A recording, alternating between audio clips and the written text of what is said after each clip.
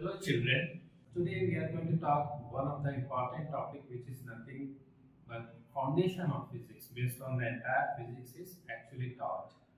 So the topic we are going to discuss is vectors, and in fact in vectors we are not going to talk basics of vector. We'll be just looking at vector products, which are the dot product or scalar product of vectors, and second one is vector cross product of vectors. Why we need to understand these two things? Because the physics is basically full of physical quantities, and some of them are vector quantities, some of them are scalar quantity. So that foundation is basically based on this cross or dot product. So we'll understand how do we derive the scalar quantity, how do we derive vector quantity. So that concept comes from these two things. So let's get started with the video without any further delay. So let's consider these two vectors, vector A and vector B, which are having some angle between them. The angle is theta. Okay, vector A is in this direction, vector B is in that direction. So there is an angle between them, and angle is theta. Alright. So now first thing we'll talk about scalar product or dot product. So in that one, the very first thing comes into mind is the representation. Representation, how do we represent the dot product? So when we talk about representation, the name suggests the dot product. So let's write vector A and vector B separately. Since there is a dot in the name, dot product, so we have to literally put a dot in between both the vectors. So vector A and vector B, and there will be a dot like this. So that is how dot product is represented. What is the equivalent of this? Resultant of this basically. This is equal to magnitude of vector A. All of you must be knowing how do we write the magnitude of vector A. We write like this, mod of A, magnitude of A, and then magnitude of B.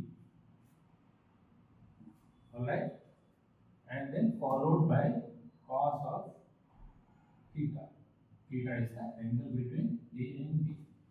This is the formula for A dot B. Please keep this formula in your mind.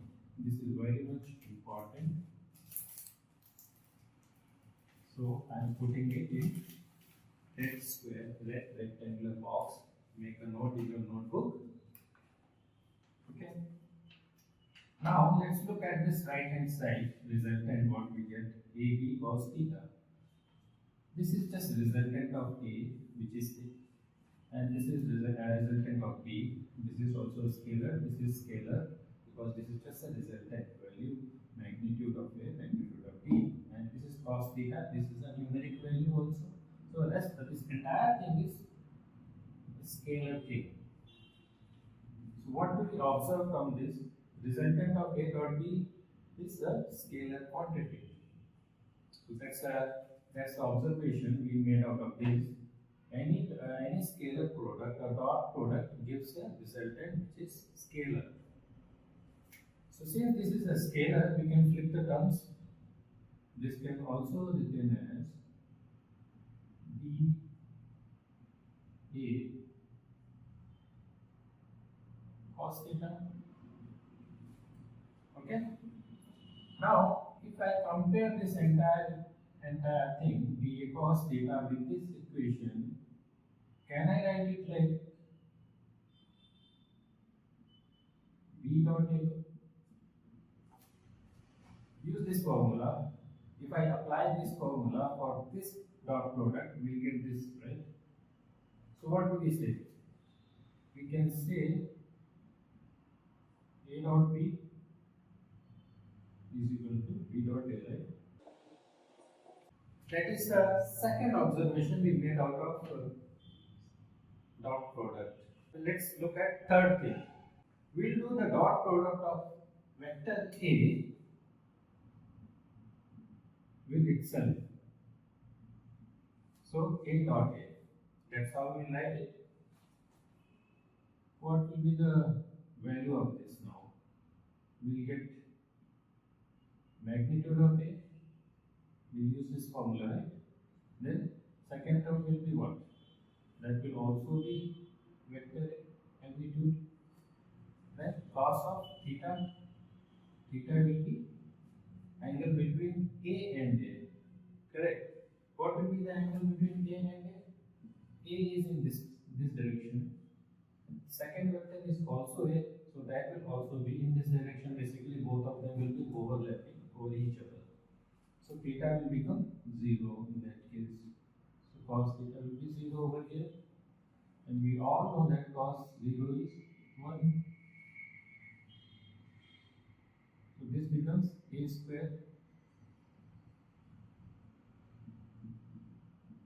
So A dot A, nothing but A square. So this is the third observation or third derivation we made out of A dot B. Now let's make the conclusion of the dot product or scalar product, or put all the conclusions together.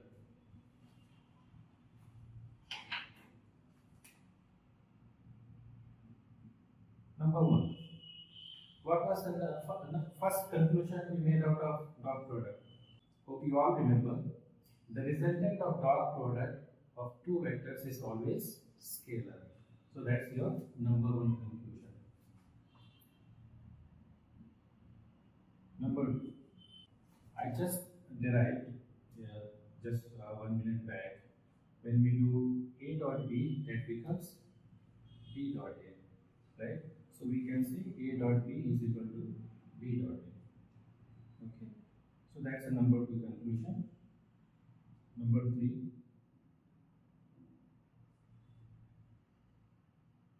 when we do a dot product of a vector with itself, what do we get?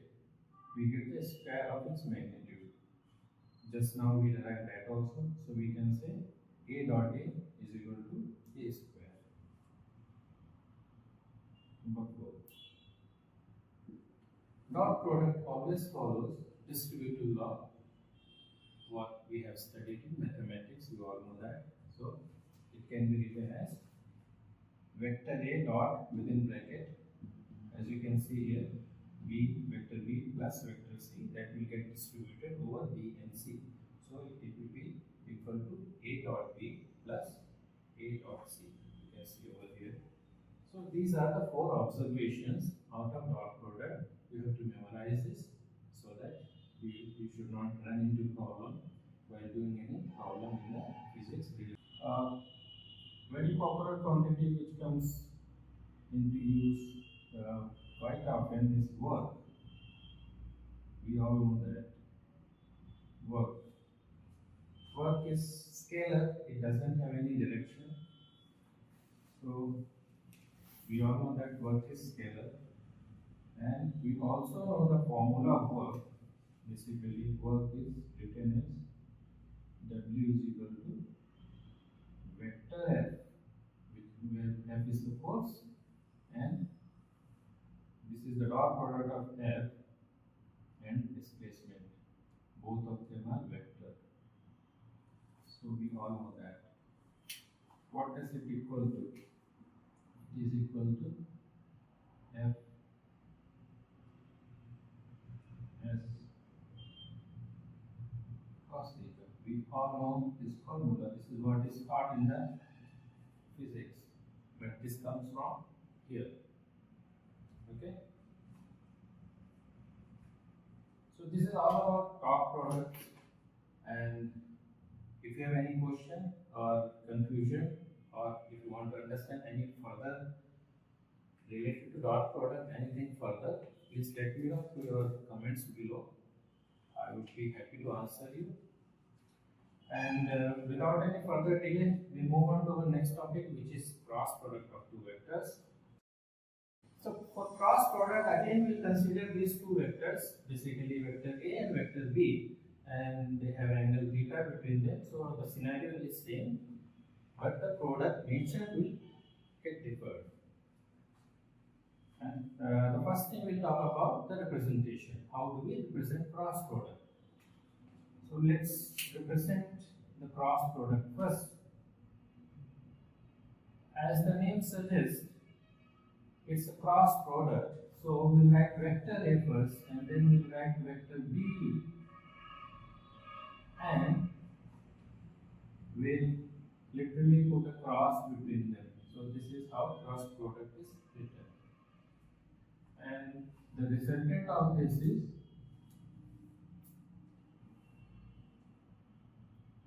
magnitude of A into magnitude of B. Now we have sine theta instead of cos theta.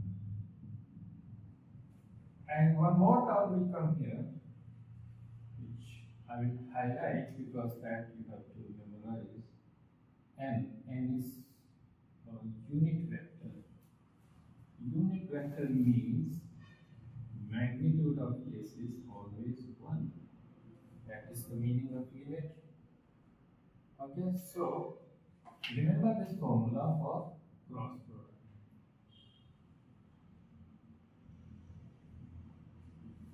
So what do we see here? Cross product is giving something like this. This is scalar thing because this is magnitude. B is also this magnitude. Sin theta is numeric value. This is also scalar. So A, B, sin theta is scalar. This entire thing is scalar, but there is a vector attached here to define some direction. We'll talk about the direction of n later on, but as you can see, this whole thing is attached with some vector here. So this cannot be a scalar because the whole thing is associated with some vector quantity here. So this a resultant of cross product is not a scalar. It is giving us a vector quantity. So unlike to scalar product, we are getting a here vector product. I mean, unlike to dot product, we are getting a vector product here. So that's a difference here. In the dot product or scalar product, we are getting the resultant as scalar without any direction, but here we are getting the resultant as vector quantity. So that's a very first observation you should remember always. Now let's talk about the direction of n. I'll give you one hint over here. I will not get into detail because finding the direction is a separate thing. I will talk about that in detail in separate video. But just one thing you remember for this particular topic: direction of n will always be perpendicular to the plane where your vector A and B are drawn.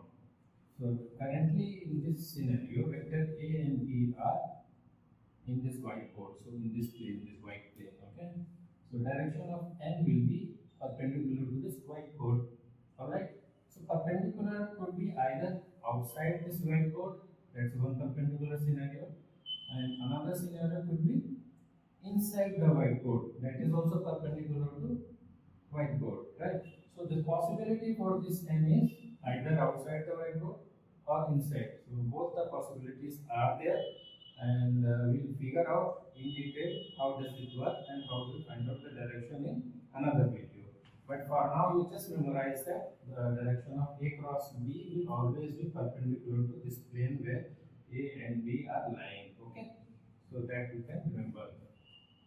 Let's talk about B cross A. How does it work? B cross A.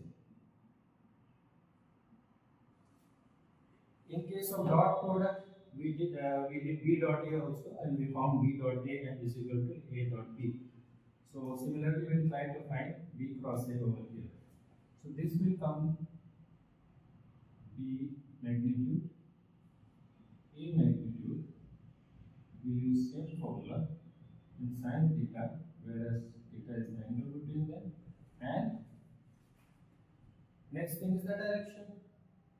Now, by logic, we can say if A cross B is having direction outside this board, assume that, then B cross A is the reverse vector of that.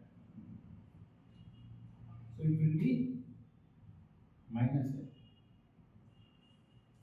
Or other way, we can say if A cross B is having direction inside the whiteboard, then B cross A will always be outside the whiteboard. So direction will always be opposite basically for for both of them. They will be equal and opposite. So what we can say, A cross B is equal to minus B cross A. Right? So both the vectors will be always equal and opposite. Next thing is, cross product also follows distributive law as we have discussed in dot product. So this will also be getting distributed if we have cross product system like this, A cross B plus C. So if you have a scenario like this, what will happen? What would be the resultant? This can be written as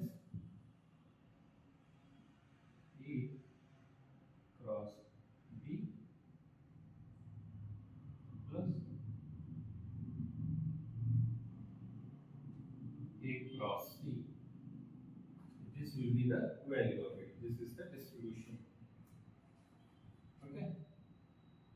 So these three main things you remember. Direction, then I will talk to you later on in separate video. How do we define the direction? That's a separate topic altogether. So there are certain conclusions we have drawn out of dot product, out of cross product. We'll list them one by one over here for the convenience. What is number one conclusion? Resultant of cross product is always what? Always a vector quantity. So it's a vector quantity. Number two, A cross B is equal to minus B cross A. Basically, A cross B is always equal and opposite to B cross A. Number three,